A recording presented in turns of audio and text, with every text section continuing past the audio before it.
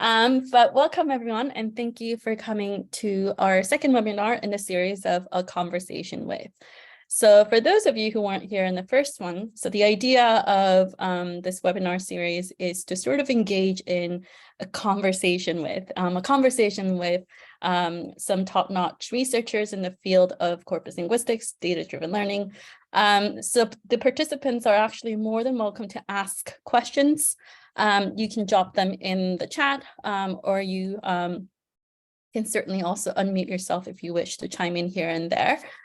So we don't have a presentation or sort of a set structure. We do have some questions that will hopefully get us started, and to also inspire you to think about some of the things you might want to discuss or ask. It could be anything related to your research. It could be just any sort of questions for our speakers today. So yes, before we do get started though, I do want to share one thing with you.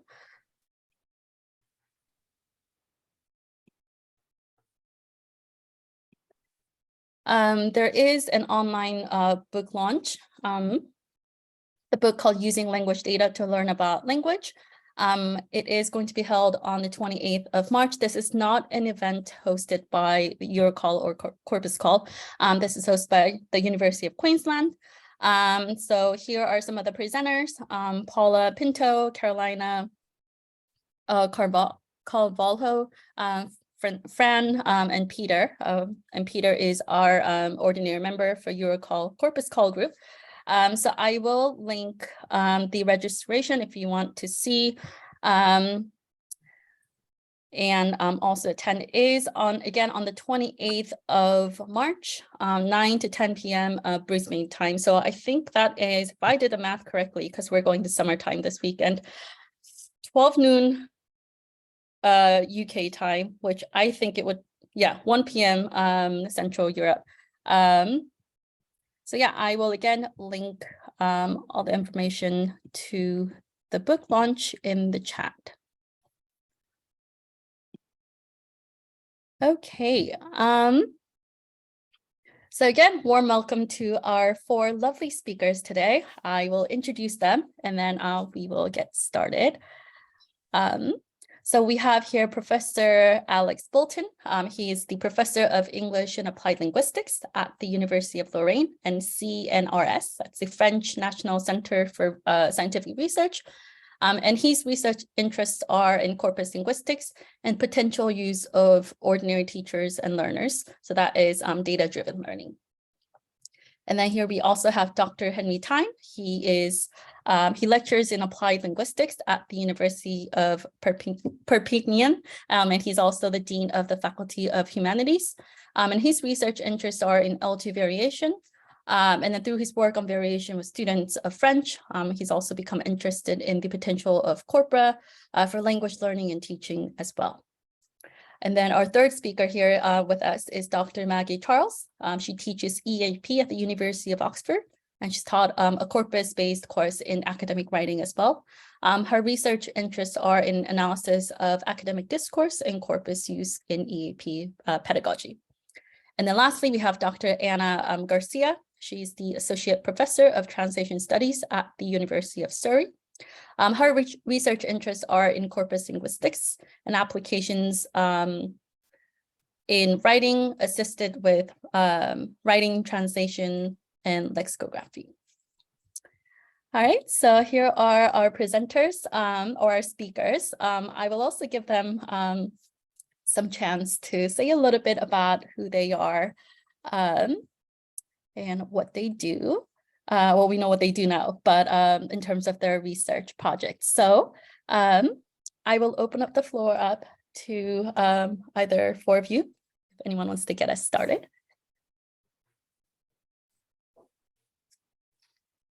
A question? Alex? Yeah, so Alex, what does, yeah? I'm waiting for a question. Yeah. So how did you become sort of a researcher in the field of corpus linguistics? So what do you find most interesting about corpus linguistics? We'll start broad. I'm not a corpus linguist. That's the first thing. I piggyback on corpus linguistic research. I'm a parasite of corpus linguistics. What interests me is the teaching and learning aspects. I had to teach a master's degree in, one course of a master's degree in linguistics about 20 years ago. But because they come from so many different backgrounds, some of them had done linguistics before, some of them hadn't. So I just wanted something which would be new to everybody, and nobody had ever done corpus linguistics in those days, and also something which could be of practical interest. And so I did this course in corpus linguistics. About 2 or 3 years later, I suddenly thought, this is not a course in corpus linguistics. This could actually be useful for teaching and learning. I've had a brilliant idea here. And then, of course, found out other people have been doing the same thing for decades. So that's always a bit embarrassing. With the good ideas you have, somebody else has already had them before. So yeah. Serendipity, happened to come across corpus linguistics like that. Interesting. Yeah, absolutely. What about you, Maggie? Okay, so I did my PhD in Birmingham under Susan Hunston, which meant that I immediately came in contact with the CoBuild group, with Tim Johns as well, and Sinclair. So I always sort of think of myself as having gone into my PhD thinking I was going to be a discourse analyst and coming out as someone who is really enthused by using corpora. But a bit like Alex, while I probably would have described myself originally as a corpus linguist, I would now say I'm most interested in data-driven learning in all its rich variety and in making it accessible, making it used really by ordinary teachers and learners. So that's where I am at the moment. Interesting. It's interesting to see how you've sort of like moved on from corpus linguistics now to data-driven learning, which is huge in the field. Yeah. What about you, Henry? Well, I could probably answer in a fairly similar manner to the others and say that I'm not a corpus linguist, but I think you're probably, that's maybe something that's going to come out of this session, that lots of people are saying that they're not, I suppose, what they are, which is actually quite interesting. And I guess, as Alex and Maggie have just said, I mean, it's a lot of how did we sort of come to be involved in working with corpora, and that sort of, you know, it goes a long way to sort of working out, you know, how we can situate ourselves now. And I think I'm going to insist upon the fact that I came into corpora as a student of French as a second language, and manually using printed out, you know, old-fashioned corpora that existed. And I can remember just being completely and utterly amazed and enthused and enthusiastic about what I was finding in this data, which just, you know, it was stuff that wasn't available for people learning French. And realizing that was my route into French as a foreign language, which has remained with me ever since. I have worked extensively with corporate, using descriptive frameworks and things like that. But I've kept this interest in this, in a bit like Alex, in a sense, just because at a particular period of my life they were offering me things that other sources weren't. Yeah, but I was also a student of linguistics. And discovered corpora just to offer something that other sources weren't offering me. But I was a learner. There we go. That's my answer. Yeah, very interesting. Thank you so much, Henry. Anna, what about you? How did you sort of dip your toes into the field of corpus linguistics? Anna is a corpus linguist. I would say I am a corpus linguist because I use corpora in various strands of my research. And I first heard of corpus linguistics in the late 80s when I was doing my master's at Edinburgh University, and John Sinclair came over to give a talk about his recently published CoBuild dictionary. I was super fascinated of how he explained how he used corpora to compile the dictionary. And I, bought the dictionary immediately after the talk. So to this day, I have the first edition of the CoBuild dictionary, and I'm very proud of that. And I thought, maybe one day I would like to do a similar thing. But of course, corpora were totally inaccessible at the time. You needed huge computers and large rooms and lots of programming power and computer skills to work with corpora. So I couldn't do that. Years later, I did compile a dictionary using corpora, which is the Oxford Portuguese Dictionary, which I published in 2015.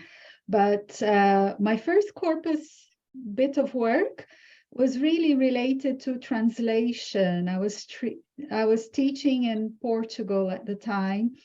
I was teaching translation there, and I had friends working at the European Parliament, and I managed to build a small parallel corpus of English and Portuguese based on my friend's translation of European Parliament debates. And I started to explore that for the teaching of translation and also for language teaching. And that's how it all came about. But if you ask me what it means to be a corpus linguist, to me, in one word, I would say it means autonomy. I mean, because I personally can find answers to all sorts of questions on my own. So I can, from a personal perspective, like when I'm writing, I can use a corpus to find out which word sounds best in this context. And I do this all the time. But also as a researcher, I can use corpora to answer research questions like, what do Brazilian researchers writing in English do differently from, expert academic texts published in English? So I use both corpora personally and as a researcher. Excellent. Yeah, this is actually something that came up in the last webinar. And this question was, who can call themselves a corpus linguist, right? So if you use a corpus in a little bit of your research, are you then a corpus linguist? I mean, who is allowed, if we put it that way? I mean, who is a corpus linguist? What do you guys think? Well, I don't study language. What interests me is putting that into the hands of other people, because there are always, as Anna said, it's autonomy. There are so many questions that you have about language. If you're a language learner, you can't find the answer in a dictionary or grammar book. And even if you can find the answer, it doesn't necessarily mean much to you. But if you can see patterns from repeated occurrences, that could be really worthwhile. And that's for a learner, but also for me as a teacher, that just this morning correcting a student paper, and the student had worthwhile to do something. And I thought, no, it's worthwhile plus ing. But you look at a large corpus and you say, no, Americans say worthwhile too, more frequently than worthwhile ing. I didn't know that. So great. You learn something all the time. And learners sometimes can learn to contradict their teachers. And so teachers tells them a rule. And the learner says, well, actually, it's not just one example, but there are thousands of examples of this usage, and you, teacher, are wrong. And that's lovely. It's autonomizing for the learner and the teacher as well. Yeah, I think the other strand to this is that it's evidence-based. Yes. When I first started teaching, I primarily teach EAP. Really, pretty much everything was based on intuition or on what people thought was the way to write or the way to speak. And so it was a huge moment for me. I was always slightly worried about this, but it was a huge moment for me when I realized there was a way of actually getting evidence. And once you've got evidence, then you've got something to base your the decisions that you're giving to your students. Is it influence on or influence in? You can go and look, and you can give them the evidence, and that then sort of, it's far more satisfying both for you and for them than simply being able to, well, yeah, I think it's influence on, which doesn't give us that sort of that certainty that Alex also was talking about. And also because language is I fuzzy, and agree. you can see patterns in language. It's not this is right, this is wrong, but things fade into each other. And students need to know that, and teachers need to know that as well. It's not just these are the words, these are rules, put it together, you've got language. More complicated than that, and that's fun. Yes, Yeah, although I have to it's say, not only sorry. fun, it's empowering, because you go beyond what a individual language user knows, and you can access what hundreds of language users collectively know, or how they actually use a language. And that's really empowering, both for the so-called native speakers, and questioning your intuitions, like Alex just said about the worthwhile example, but also, empowering people who are not necessarily, who are using a language as an additional language, and who can obtain certainty by, not just asking one person as the know-all and holder of the truth, but they can actually consult a corpus and see how many users are using the language and come to their own conclusion. So it's empowering.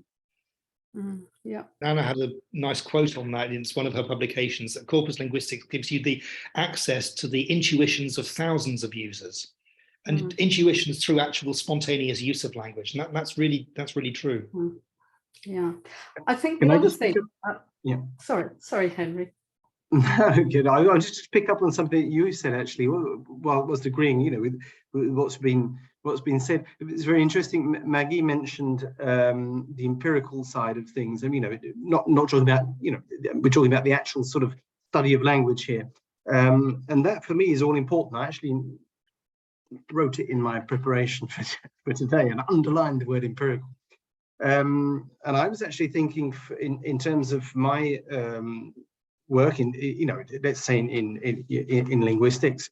Again, it's important for me to mention the context that I was in France. The revelation, this truly new branch of linguistics, which was particularly in the French setting, giving linguists new ways of basically of describing the language, because there was the whole spoken component that was being taken seriously. Now, there's a huge thing about how, as far as I'm concerned, looking at data, how corpus linguistics has been able to bring the detailed and accurate and balanced study of spoken language into approaches in general to language. And that's something I think in terms of, we're talking about the field of corpus linguistics, that's something that's actually very important. And of course, it feeds into the, the whole teaching side of things.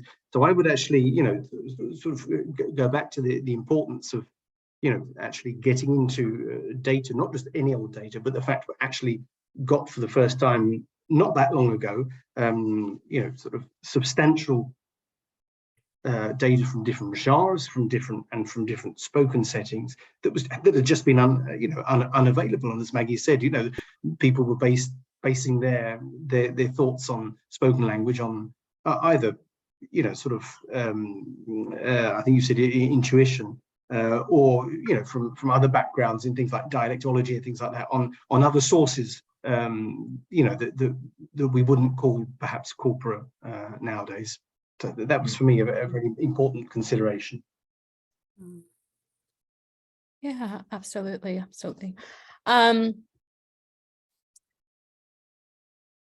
So, I mean, this is a question for Maggie that I was sort of holding on to. So you've worked with building a corpus with Susan Huntston many years ago. So how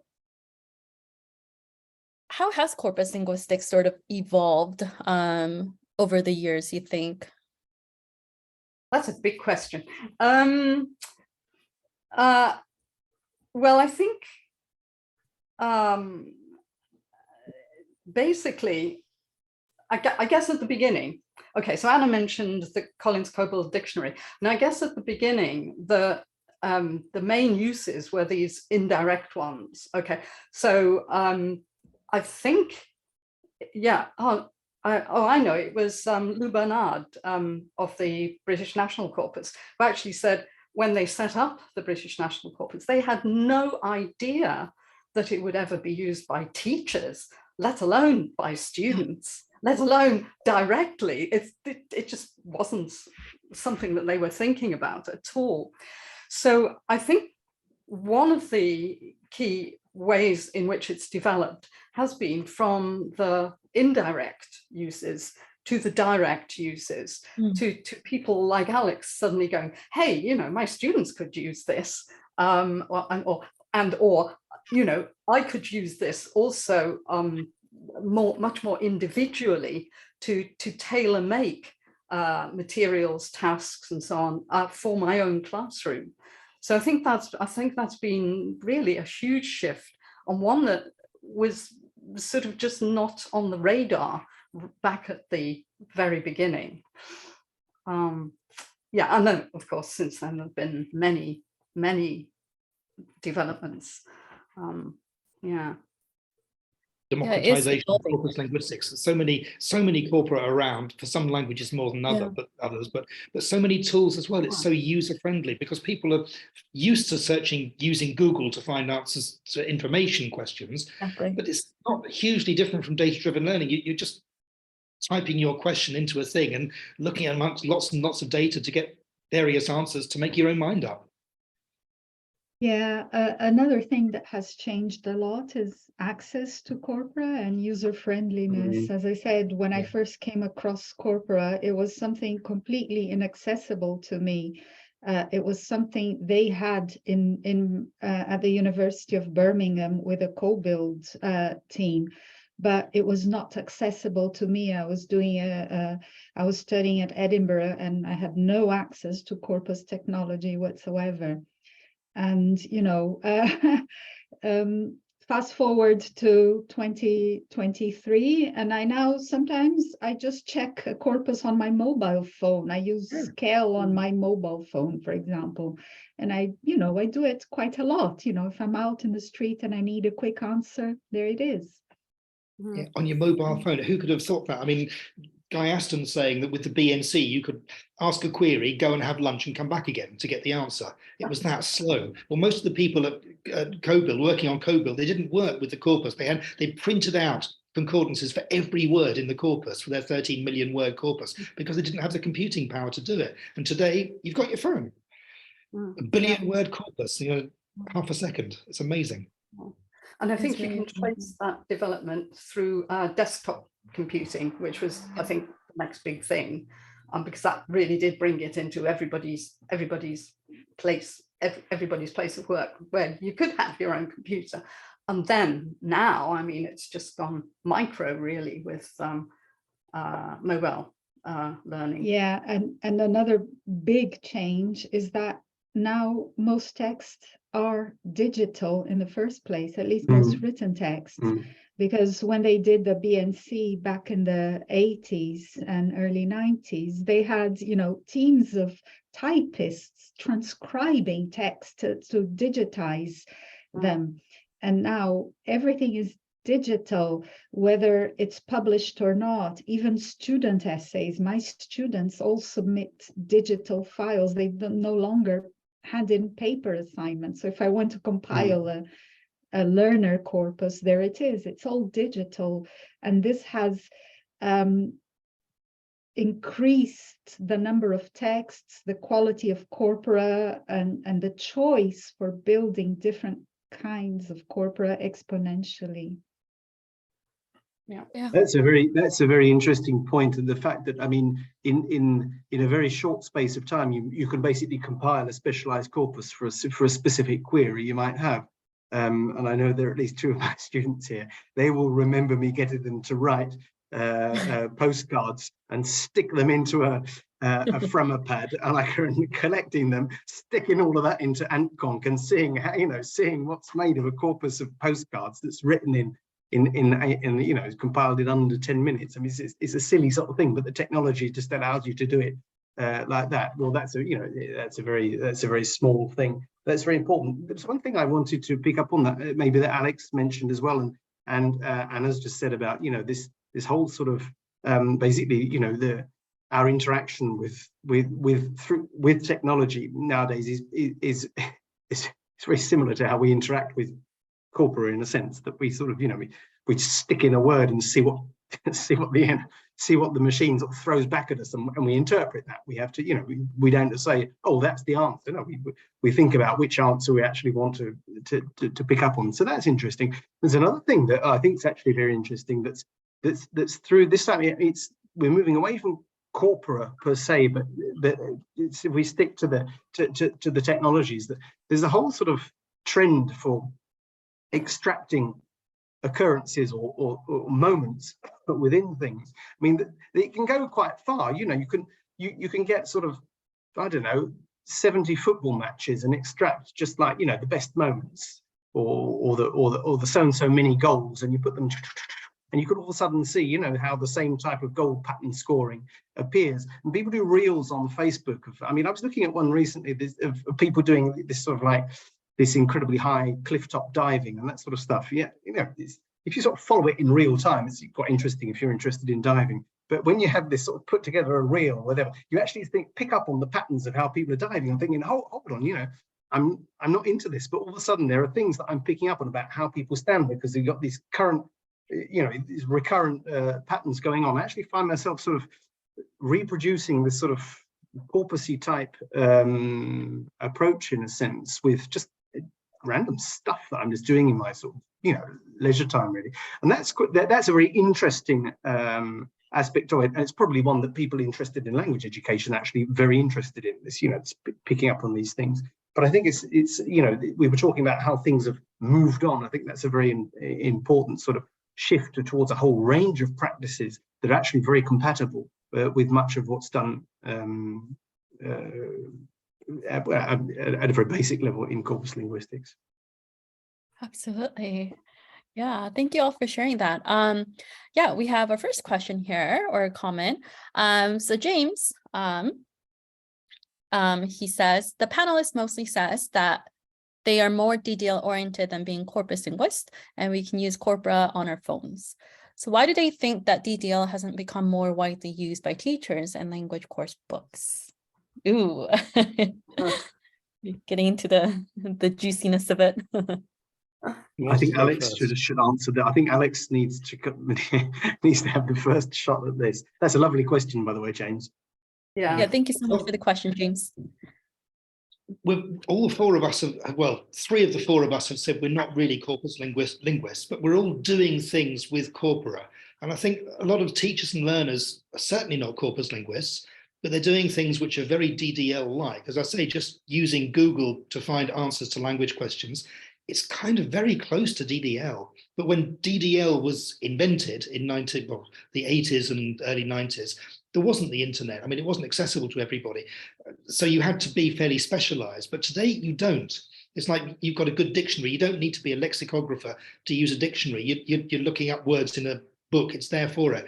But if you're just Googling something online, there's so many tools that people use to find out, can I say this? I mean, you've got things like Youglish. I don't know if you know Youglish.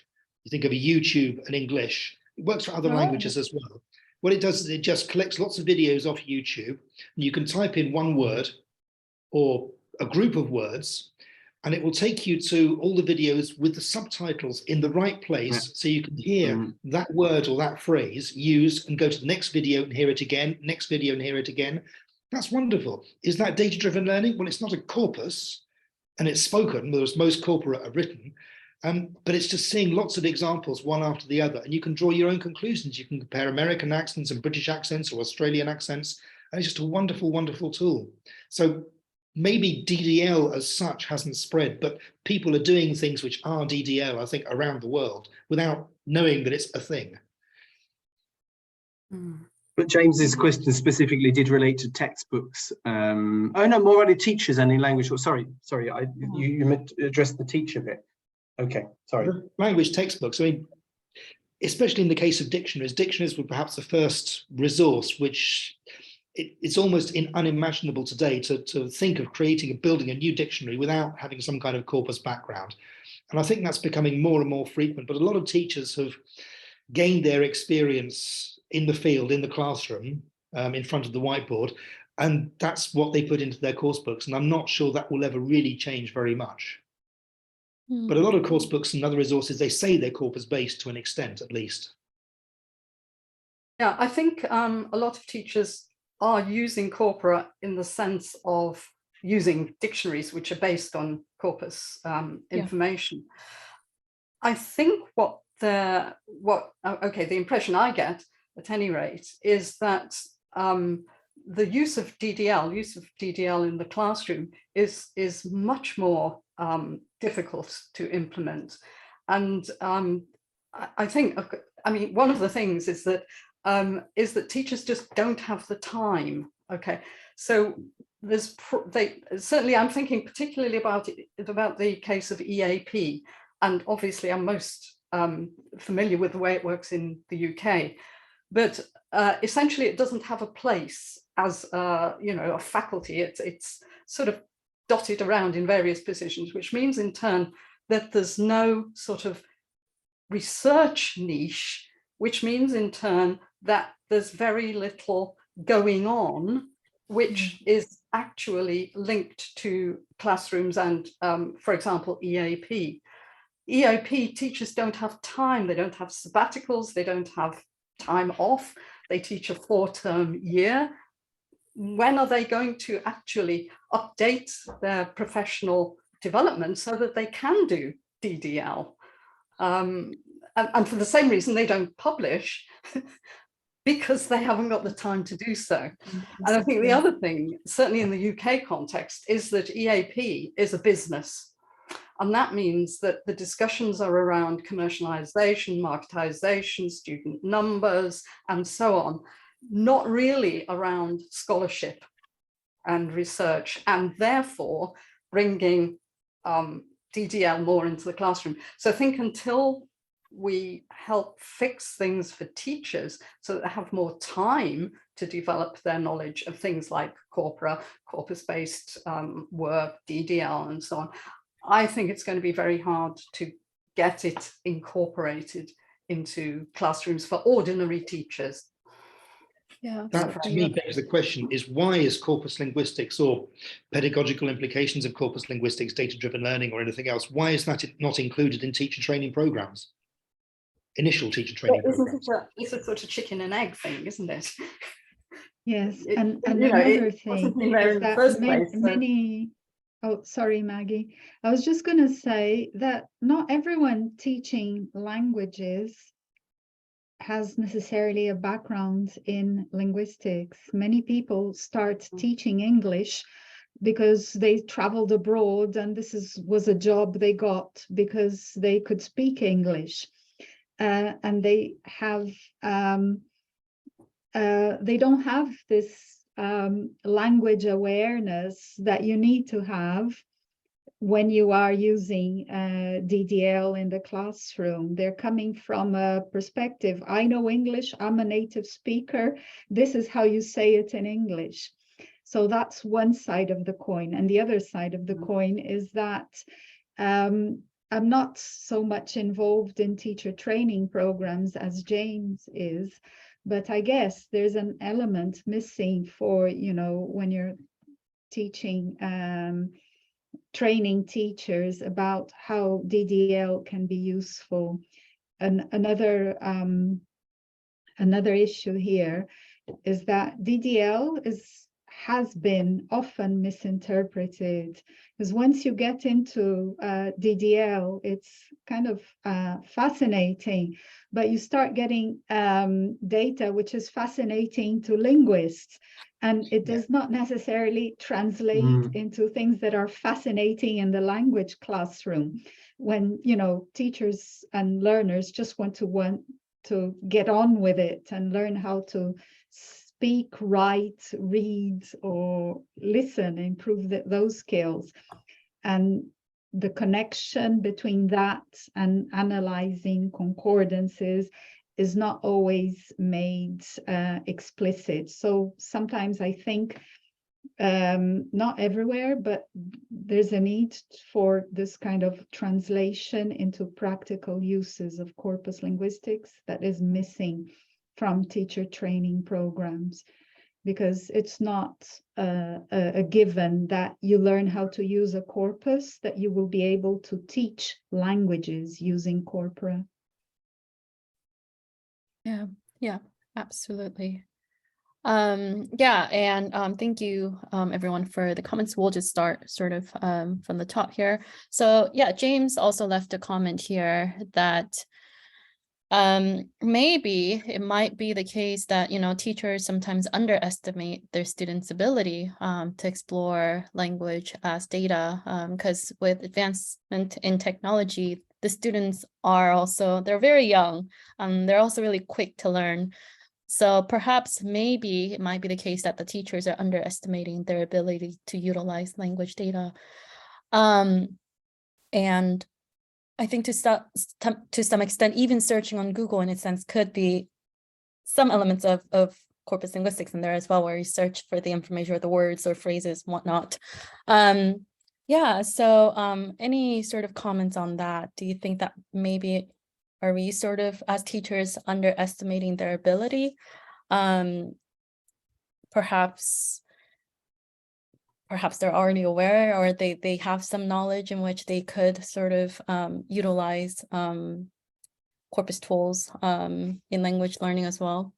Can I just react to that? But first of all, it's like sort of, I just want to sort of a link following the previous item. I just wonder, I mean, there's like a sort of a washback effect as well that we haven't spoken about. In a lot of settings, you know, the teachers are preparing students for exams in which they don't have to do anything related to you know, all the good things we're talking about. They've just got to get through their exams, and the exams may be actually very sort of old-fashioned in a sense. You know, it's a means of grading students, and I can think of numerous settings in which you probably, you know, given what the students actually want to get out of it in the end, you know, this whole empowerment thing, which we're seeing as a very good thing, might not actually be what they need to get through their exams. But you know, that's an issue that we haven't spoken about that we could have done. But what James is picking up on is this, you know, this idea that perhaps we're just not sort of trusting the students to actually be good discoverers, and that's something that's very interesting in my own experience over the years with students. Is actually, well, this is university-based students of applied linguistics in general who are going to go on to teach. Okay, so it's a very, very select sort of panel. But I'm always amazed at what they actually manage to sort of find out and want to go and try and teach. And you have to sort of hold them back in a sense, and that's very interesting. So you know, I think there is a potential there that's very useful. Whether or not we actually, you know, whether it's wise to tap into that in all circumstances, that's a whole, you know, other issue. And I think there are a whole load of, you know, the whole load of sort of situations in which, unfortunately, you know, this whole sort of, you know, possibility is not necessarily something that's going to be tapped into, which is why, of course, we do, because we want to find out. Yeah, absolutely. We have a comment from Alpha here. I'll just read it. So she said it's more of a comment rather than a question. And she's commenting on sort of the instructional method used while using DDL. So while it is inherently inductive as it appears in the literature, it can also be deductively oriented. However, in the deductive method, it has always been paper-based. So considering the multiple affordances of DDL, can we consider a computer-mediated instruction using the deductive method where students have a direct access to the data, a sort of DDL? That makes me think of Anna's papers on using multiple concordance lines. Yeah, no, I think there's some confusion here. From my understanding of deductive learning is when you're given a rule and then you apply it. And it has nothing to do with, you know, observing things on paper or observing things online. I think whether it's paper-based, whether you're working with paper-based concordances pre-selected by the teacher, or whether you are allowing students to work with corpora hands-on and explore corpora whichever way they want, the learning continues to be inductive because you're not being given any rules. You are observing data and then arriving at your own conclusions. Deductive learning to me is when you're given rules like the conditionals of English or something like that. This is deductive. And I absolutely see no conflict between inductive learning through paper-based concordances or inductive learning through computer-based explorations. I hope I've answered your question. Yes, some of the rules that we read in textbooks and even old grammar books are just wrong. Things like you mentioned conditionals. I mean, I don't know if you were like me, you learned the zero conditional, first, second, and third conditionals. It's a very small number of actual conditionals which correspond to those rules. So you can give the learners the rules and say, okay, now use the computer, go out and see if you can find examples of these that confirm these rules, or maybe say the rules aren't that good in the first place. So you could give the rule first and then explore language. Is that deductive? Yeah. Mm-hmm. Right. Olfa, yeah, did you want to chime in on that as well? Hello, can you hear me? Yeah. Oh, thank Hi, you. Olfa. Thank you, everyone. Thank you, Professor Ana and Professor Boulton, for your feedback. But what I wanted to say is that if I use, for example, if I explain the rules to the students and then an inbuilt system is done on the computer, and then all the rules will be placed beforehand by the teacher. So the student will enter the rule, like, for example, a two infinitive, the difference between a two infinitive and an ing, and then by putting the rule, which is already built in there, inserting it, for the moment I'm working with Nuge software, I don't know if somebody has used it.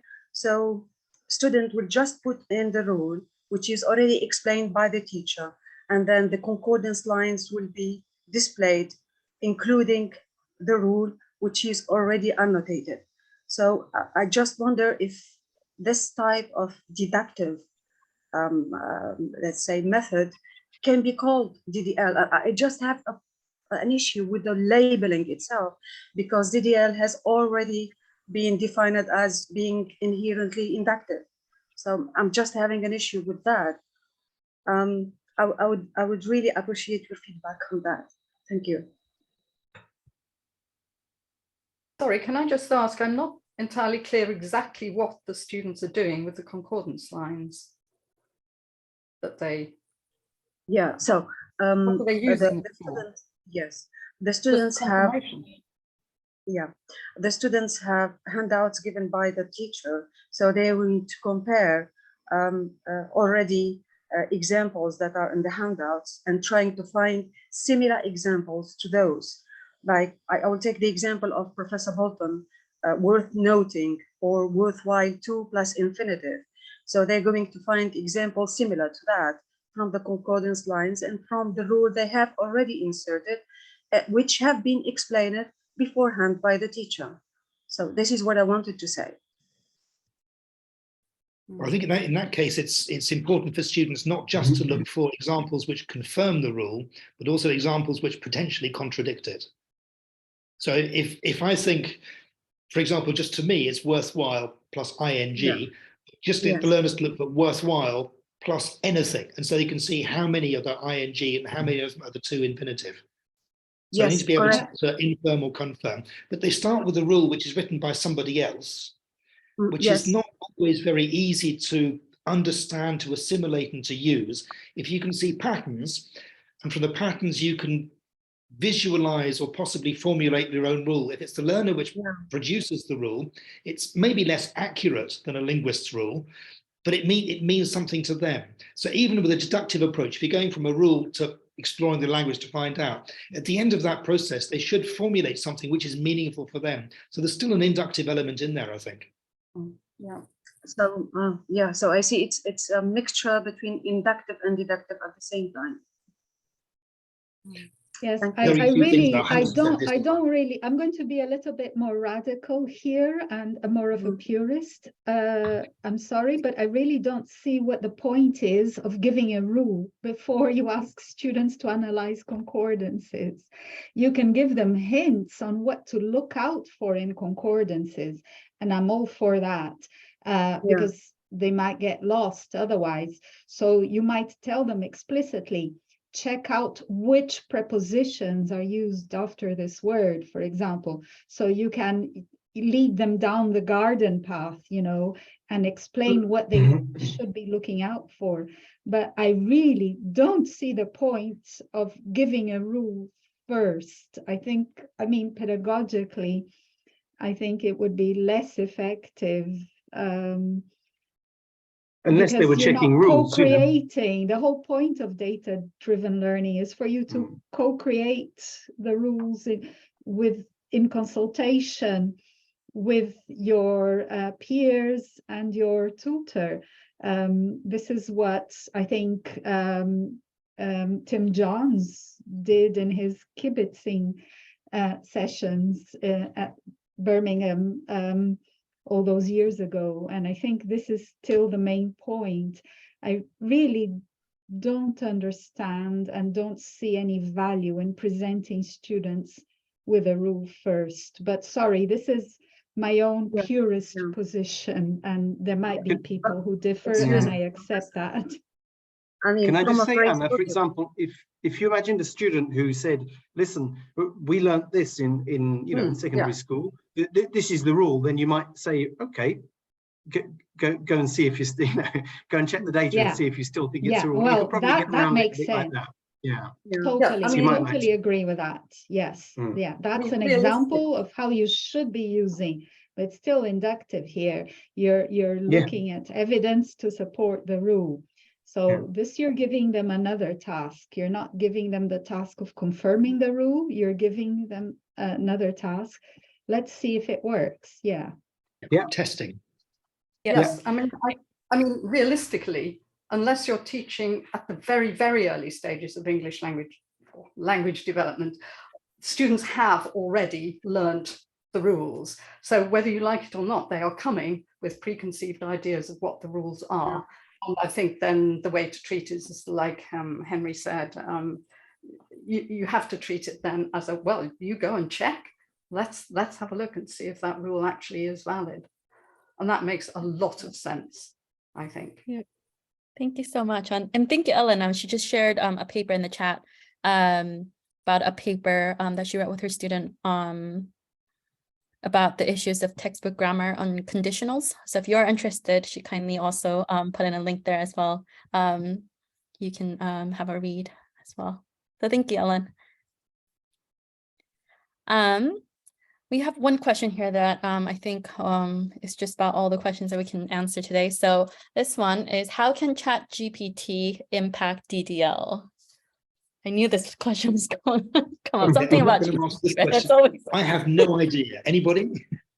The only thing that I would say is not an impact, but just teachers very often, when there's some novelty which arrives on the scene, teachers very often, their first reaction is, no, we don't want that. Let's carry on doing things the old way. When calculators arrive, math teachers, we couldn't use calculators, but calculators exist in the real world. If we're not training students to be able to use a calculator as a maths teacher, we're not doing our jobs very well. And it's the same with language teaching. Maybe you don't like translation, but Google Translate and DeepL, they exist. So if we're not helping our students to use them sensibly, then we're failing in our jobs as teachers. And it's going to be the same, I think, with ChatGPT. Maybe the initial reaction is kind of like, ooh, danger, danger, panic. But maybe it's there. It's probably not going to go away. So we need to spend time finding out how we can use it and how to get the best out of it. But how will it impact DDL? I don't know. I've got a master's student working on that.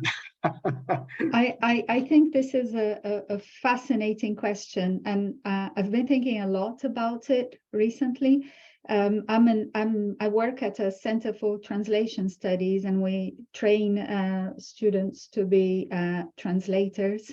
And with machine translation, things have changed radically over the last few years, because machine translation is getting better and better. So we don't need any more human translators. Don't we need to teach writing anymore, because we have ChatGPT that can improve our texts and things like that. But I think this is where the human aspect comes in, because machine translation, ChatGPT, DeepL, Write, this other new tool coming up, they all use corpora, and they're all based on corpora, and they wouldn't exist if it weren't for corpora. What's missing there is the linguist, because all the algorithms are, it's a black box. We don't know what's going on there. And we will always need the linguist to understand what's going on with the algorithms and to have agency over what's happening. So I'm very excited about this, because just this Monday, I was doing a DDL session for the first time with my translation students to notice the differences between machine translation and human translation. And I was actually had a corpus of machine translated texts and a corpus of texts translated by professional human translators, parallel corpus. And it was brilliant how the students, because at first sight, machine translation looks wonderful. It's grammatically correct, it sounds fluent, and it's very deceptive. This new neural machine translation can be very deceptive. So I was using DDL precisely to draw attention to things that people don't often notice and that might offer considerable risk in translation. So I think it's still there, and we need to, put the human in the equation to be able to evaluate the output of these new tools. Yeah, if I can just say, I think it would be a brilliant DDL task to have students compare very much the same way as you're talking about it, Anna, to compare their own essays written maybe under exam conditions so that you know that they haven't used ChatGPT versus what ChatGPT actually gives them. And that, I think, would be a huge learning task for students, and to show them what the differences are, and to discuss also what the something like the AI machine driven essay, for example, how that differs from what they produce. And I think one of the issues perhaps is to do with creativity, because it does seem to me that certainly what I've seen that's been AI produced, it's just lacking that human spark. It's just lacking creativity. And yeah, that's what I would love to do if I had a class of students to do it with. I think it'd be a terrific exercise. Excellent. All right. Any sort of final comments before we wrap up? Do it. Have fun. It is fun. Wow. And you can get carried away. We used to say in the old days, you look up a word in a dictionary or an encyclopedia and you look to something else, and you can get that with Wikipedia, and you can get that with language as well.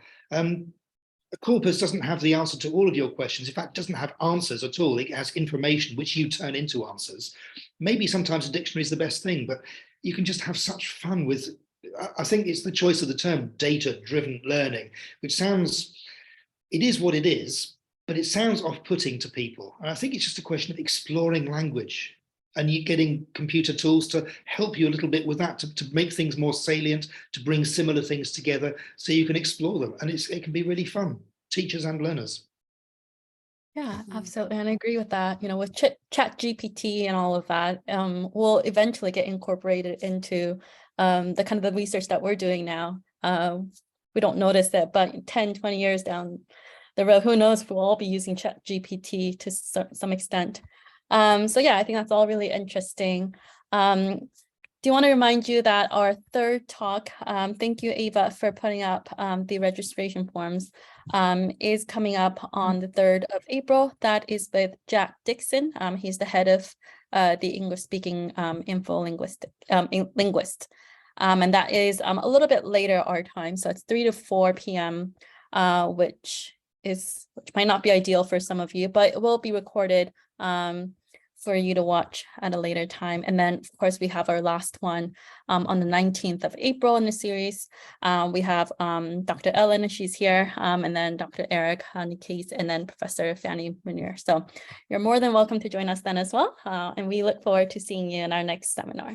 Thank you, everyone, for coming. Thank you, Joyce. Thank you, Joyce. Thank you, everybody. Thank you, everyone. Thank you, everyone. Bye. Bye. Great. Bye. Goodbye.